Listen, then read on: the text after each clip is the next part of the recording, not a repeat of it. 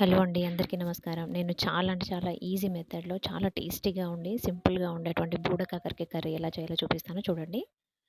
ముందుగా స్టవ్ పైన ఒక కడాయి పెట్టేసుకొని, అందులో ఆయిల్ వేసుకొని, చిన్నగా కట్ చేసినటువంటి ఆనియన్ ముక్కలు, అలాగే 2 పచ్చిమిర్చి కట్ చేసుకొని వేసుకోండి. అవి మంచిగా బ్రౌన్ కలర్ వచ్చేసాక, అందులో కొంచెం పసుపు వేసుకొని కలుపుకోండి.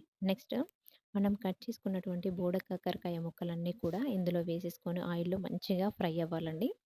మినిమమ్ ఒక 5-10 మినిట్స్ వరకి మంచిగా ఆయిల్‌లో ఫ్రై చేసుకోండి. చూడండి ఇక్కడ మంచిగా ఫ్రై అయిపోయింది. సో, మొత్తం ఆయిల్‌లో ఫ్రై అయ్యాక ఇందులో రుచికి తగ్గంత కారము, అలాగే ఉప్పు వేసేసుకొని మొత్తాన్ని కూడా మంచిగా కలిపేసుకోండి. ఒక 5 మినిట్స్ తర్వాత అందులో ధనియాల పొడి, జీలకర్ర పొడి వేసేసుకొని మొత్తాన్ని కూడా కలిపేసుకొని దించేసుకోండి. సో, లాస్ట్ మినిట్‌లో కొత్తిమీర వేసేసుకొని సర్వ్ చేసుకోండి. వేడి వేడి అన్నంలోకి బోడ కాకరకాయ ఫ్రై నిజంగా చాలా అంటే చాలా బావుంటుందండి. ఖచ్చితంగా ట్రై చేసి ఎలా ఉందనేది మాత్రం నాకు ఖచ్చితంగా కామెంట్ చేయండి. ఇప్పుడు మనం ప్రెజెంట్ ఎక్కువగా తినాల్సింది ఇదేనండి. హెల్త్‌కి కూడా చాలా అంటే చాలా యూజ్ అవుతుందనమాట. ఇలాంటి అనారోగ్య సమస్యలున్నాయి తినడం వల్ల మనకు ఏదున్నా కూడా క్లియర్ అయిపోతుంది. థాంక్ యూ ఫర్ వాచింగ్ అండి.